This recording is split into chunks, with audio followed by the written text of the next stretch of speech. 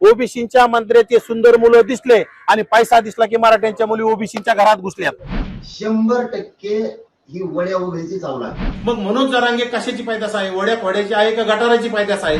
गेल्या 2 दिवसापूर्वी पुण्यामध्ये प्रसार माध्यमांशी बोलताना आमचे कुठेतरी ओबीसी उपसमितीचे अध्यक्ष यांच्या वक्तव्याचा दाखला देऊन जे चंद्रशेखर बावनकुळे म्हणाले किंवा माझी पत्नी कुणबी समाजाची आहे, सून मराठा समाजाची आहे. मग हे बोलत असताना कुठेतरी मराठा समाजाच्या मुली तुम्ही सुना केल्याच्या नंतर ओबीसीचे प्रश्न मांडणार नाहीत का, ही त्यांच्यावर आगपाखड करण्याच्या नादामध्ये कुठेतरी राज्यातील मराठा मुलींच्या बाबतीत जे माझ्याकडून वक्तव्य गेलं ते वक्तव्य गेल्याच्या नंतर राज्यभर खरं तर मला आत्ताच माहिती झालं की कारण काल रविवार असल्यामुळे मला हे माहित नव्हतं आणि माझं वक्तव्य मी आता ऐकल्याच्या नंतर आणि महाराष्ट्रामधून ट्रोल होत असताना कुठेतरी ह्या वक्तव्याचा निषेध जास्तीत जास्त प्रमाणात होत असताना ह्या गोष्टी मला आता माहीत झाल्या. म्हणून मी आता समोर येऊन कुठेतरी ह्या खुलासा करण्यासाठी आलेलो आहे. आता माझं म्हणणं आहे की गेल्या 2-3 वर्षांपासून मनोज जरांगे हे छत्रपती शिवरायांच्या पुतळ्याखाली बसून ज्याप्रमाणे आमच्या वंजारी समाजाला, वंजारी समूहाला कुठेतरी वड्या खोड्याची, उसातली पैदास बोलण्याची भाषा मनोज जरांगेंनी वारंवार केली. आमच्या धनगर समाजाच्या याच्यात लाकडं घालण्याची भाषा केली. आमच्या ओबीसीचे ज्येष्ठ मंत्री नामदार छगनरावजी भुजबळ साहेब यांची आईमाई काढण्याचं काम केलं. अनेक मंत्र्यांना कचाकच घोडे लावू अशी भाषा वापरण्याचं काम केलं.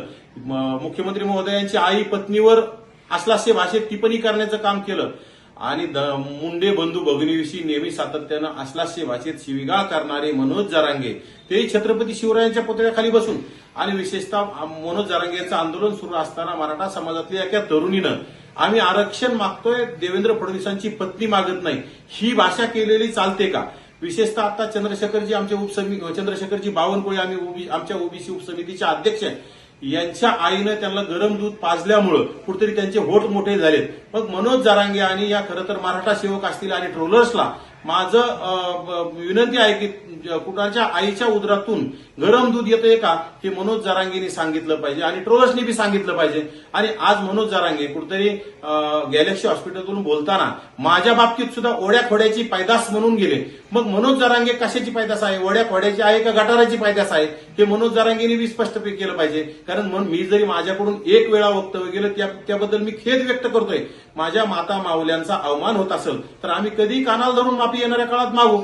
परंतु गेल्या 3 वर्षापासून मनोज जरांगे आमच्या वंजारी समाजाला विषयी गलिच्छ भाषेत बोलले, आमच्या माळी समाजाविषयी बोलले, आमच्या धनगर समाजाविषयी बोलले, आमच्या राज्याचे प्रमुख मुख्यमंत्री महोदयांच्या कुटुंबाविषयी बोलले, ओबीसी उपसमितीचे अध्यक्ष चंद्रशेखर बावनकुळे यांच्याविषयी बोलले, उपमुख्यमंत्री एकनाथ शिंदे आणि मुख्यमंत्र्यांचे वडील काढण्याची भाषा केली. मग त्यावेळी मनोज जरांगेला आपण कधी जाब विचारणार आहात? मनोज जरांगेकडून कधी माफी मागणार आहात? हा सुद्धा माझा राज्यातील ट्रोलर्स, मनोज जरांगे समर्थक आणि विशेषतः राज्यातील माझ्या भगिनी शिवकन्या, जेवढ्या महाराष्ट्रातल्या शिवकन्या आहेत जे मला प्रश्न विचारतात त्यांना माझा प्रश्न आहे. आणि कालपासून आज पाहिलं मी, मला काही लोकांनी सांगितलं की माझ्या मुलीला कुठेतरी त्यामध्ये फोटो व्हायरल करून ट्रोल करण्याचा प्रयत्न केला जातोय. तो चूक माझी आहे. मला ट्रोल केलं, मला त्याचं काही वाटणार नाही. परंतु माझ्या मुलीला तुम्ही ट्रोल करताय, तुम्ही छत्रपती शिवाजी महाराजांचे वारस म्हणून घेता. अरे, आणि तुम्ही जर असं मुलींच्या बाबतीत जर असे फोटो व्हायरल करून करत असाल तर मग मनोज जरांगेच्या बाबतीत तुम्ही कसे शांत आहात? मनोज जरांगेकडून कधी तुम्ही फुले शाहू आंबेडकरांच्या विचाराच्या आहात, शिवाजी महाराजांच्या विचाराच्या आहात म्हणून घेता? मग मनोज जरांगेकडून कधी माफी मागून घेता? हे बघा, मी फुले शाहू आंबेडकरांचा, अण्णाभाऊ साठेंचा, महात्मा बसवेश्वरांचा विचारांचा वारसदार म्हणून मी मोठ्या मनाने मनोज जरांगे ज्या दिवशी माफी मागतील, आमच्या वंजाऱ्याची माफी मागतील, धनगराची मागतील, माळ्याची मागतील, आमच्या मुख्यमंत्री महोदयांची मागतील, आमच्या बावनकुळे साहेबांची मागतील, एकनाथ शिंदे साहेबांची मागतील, अनेक मंत्र्यांचे आई वडील काढले त्यांची माफी मागतील, त्यावेळी काही क्षणाच्या मी माझी मोठ्या मनाने कानाला धरून माफी मागल. परंतु ज्या मी पुण्यातून बोलून गेलोय त्याचा मला अत्यंत खेद आहे. बोलण्याची माझा कुठलाही मानसिकता नव्हती. बोलण्याच्या ओघात मी बोलून गेलो.